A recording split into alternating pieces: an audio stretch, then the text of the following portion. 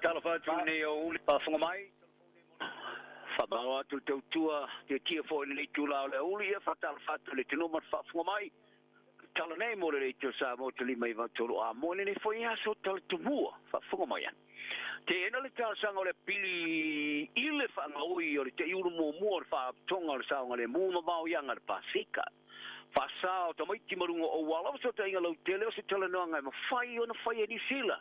Ta longa o le tinga o le whai ina le sua ngā champini le ipore rolangi na teu sanga teluai o lo tūmau pēr o na langona e arisa vea. Whangawaia, e whalau tele ino tātou tala ni tu lang. O le mawhina sa whasala ina le ngoi o le whasu whawhetala, ma le whala apitonga visosani a ila tu e a fia i whatu bebesi tonu a inga, le whala apitonga sa ia whawai na foi, ma se taimi sa ia te iai, o whawhitiala na pili o na morianga, ma le whasalanga sa whai iai. O peki sio sa whasala ina le tonu a whetala, ina ua whaamaoni o le moni o le whaamaoni le whaongai no tistisinga ngoi e se vai ngā tupe ma le poloketi o le whala apitonga, a le Pacific Island Safety and Prevention. I le whaamasnonga whaitu malo i manukau i le tausanga te roai. Sio sa ave ma ofisa siri le whaapitonga ofisa swani, e pera sa mawali ta i luoti sa mali 5 miliona tala i le tausanga. Ma i matanga alue ngā le malo, le matanga alue ngā atina e lau kele, le matanga alue ngā whaamasnonga, ma le matanga alue ngā wharipui. Tau ia fo i le pine tuwaloa ni sila le tupita mai o Peritania, le Queen's Service Order of Merit, e dusa malang tau tua tila te Pasifika le ruafe sumantasi. Ai sa li butiana no minga le New Zealand te Herald le vasto ne, sa te ena le whaamasnonga maolunga au kilani lana tarsa ngā pili le whaamaonia, ina le ona morianga, malo na whasalanga. Se whai unga sa talia fia, e le ofisa o whainga whaangau i matu ia po le Series of Fraud Office po le sa whao. O si o mani tama te pule mua whaatinonga le whaaraputonga i a tapuli i rewa na ui time. Sa ngafa mani pule ino whaatupenga mo le whaaraputonga e pēna whaari ai e le sapa o. Sa whai ai e whaari ai e le opisa. O li siti whaafolinga o tuperitongi mai se tautua sa whaavaina. A tala isi a ki tupe sa whaamaonia ina e te tongi ai la oa. Whaari ai tama te whaatonu o le sapa o Karen Chang i le rominga. Nai lor whaonga ino ni whatu penga sa tu ina tu whala pitonga ina ia iai ni ese senga i o langa tanta Pasifika. E sa whaonga e siolo na tūlanga o se whatu tuanga sa ave iai, e ngoi e le whasu whaapeta la. Sa le i tilo fo i sio i au i kime, a o ia ngoi ale tisa male lusa lau, se furu ono apeta la, e beona whaari ai e shang. Mai e tā ua foi, e lusa male lusa lau ono se furu apeta la, sa la tau whainga oia, mai di whala pitonga sa ra tau ono foi na tau tua wao ianga o whaatu vevesi, i le tono ainga, a waonga, tau tua whaatonu tono mātina e mō, tunga te Pasifika. E rua teo sanga mani tasila masina sa whasalai ui kimbe whare pui, ina ua mai ana e tau tino le moni o morianga te whaonga ina pepelo tu stinga i rafa mare lua fu.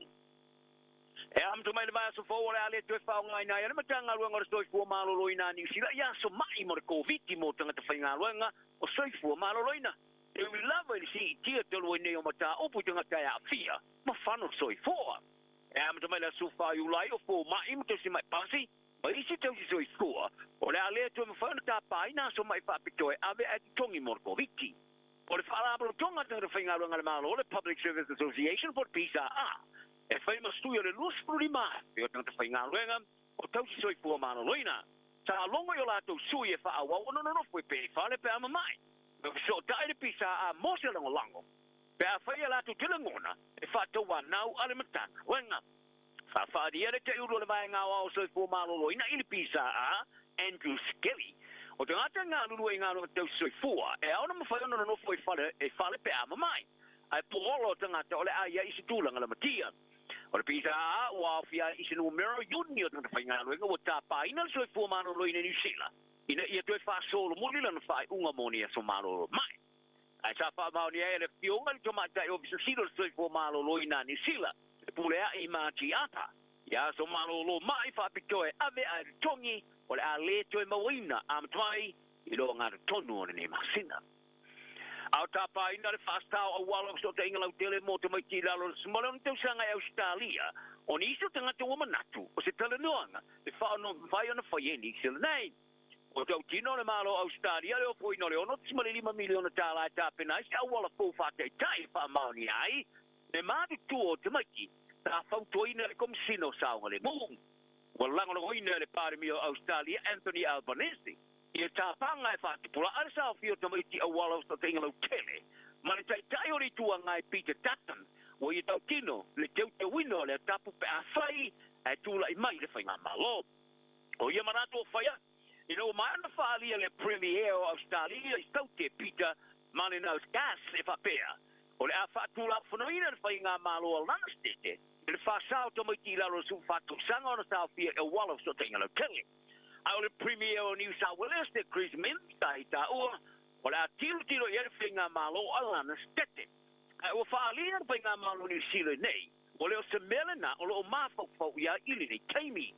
Ai o whaalia le o visu silo le whaalabu tonga o le whaamalu o le maria po le Umbrella Wellbeing, local Sutherland, o le sao fia i o wala o te inga lau tere ma interneti, e mwhai o nā fia i le o le malo loino mawhau o tupuna telefon.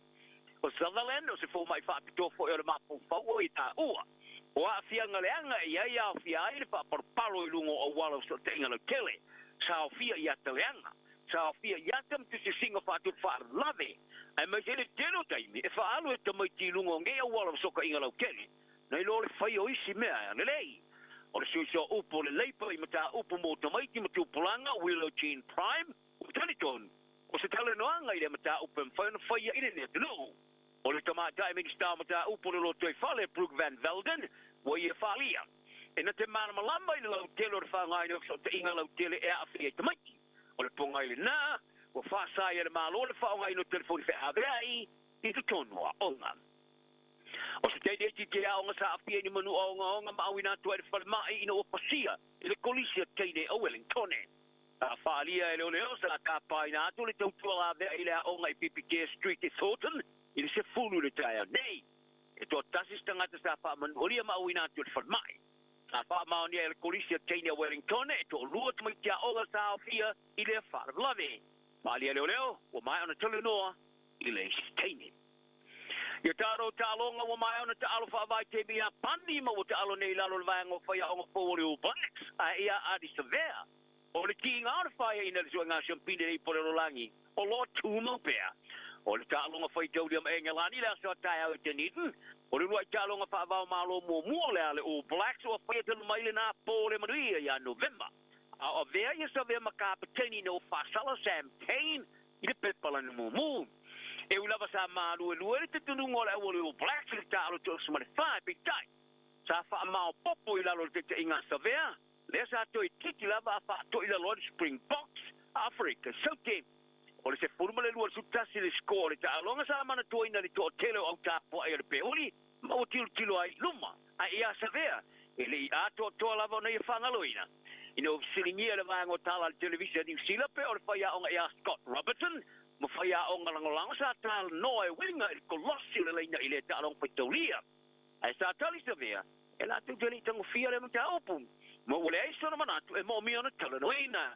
A wale to telo i la tu sa talo i le tamasango ri pule rolangi o lo tu mo pea, a e tofu lava le tangata ia malona langona i ai. Ai oniso i la tu e mana tu pea, ma wha o ngā o se wha mano si au. Ma ia wane i toi tupu mai, ia e pe toi o fo i ai, sea, wha longona. Ai ora temere ora filfilio Stephen Perfect le tulang for petile au mo whaia o ngā All Black Scott Robinson na i lo Bowden Barrett o whaalia ia Robinson o le alo Perfect te loi nei mo le Blues o se mea leva whai ona le ano i ai o Barrett o se lau nusu tolu ta alonga whai te uri o te alo ai moni sila manu malo le ta amasangari po le lorangi mo le peuli ma le tamata alo mo le tau sanga le rolangi o te o fia lau whaale o leo mo le ta alonga ma engelani i le aso a taiao Damon McKenzie wa ari yere pa bo mo o spulu perfecto o sumari lima. Alia Robertson o perfecto o le tele lantalo. Ile luva se to luai. Sa talo is tulang o talo ngo foi taulia so nga champino se para kapi. Ai o Barrett e mo fai on sa cover mo no spulu at o se formari lima. E to talo ngo foi taulia sa talo e perfecto mo o Blacks. Ai o lantalo ngo muli mo ni silo le luafa ma le fululua. Marieko Ioane o le amu mota mo i lo sutolu o teletonu. O rona usa talo le Blues o lava sa uni wha mautulo tulanga i talonga whaitauria.